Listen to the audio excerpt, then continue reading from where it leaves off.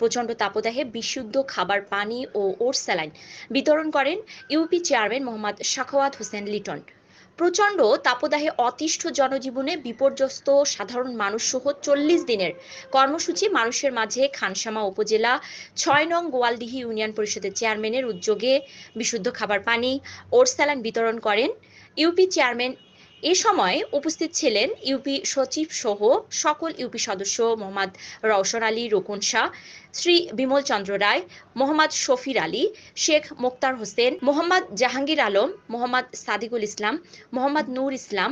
আরও উপস্থিত ছিলেন ইউপি মহিলা সদস্য মোসাম্মদ মুসলিমা আক্তার, মোসাম্মদ জয়নব বেগম, শ্রীমতী রাধারানী রায়। সকল সহযোগিতায় ছিলেন মোহাম্মদ রওশন আলী রোকন শাহ।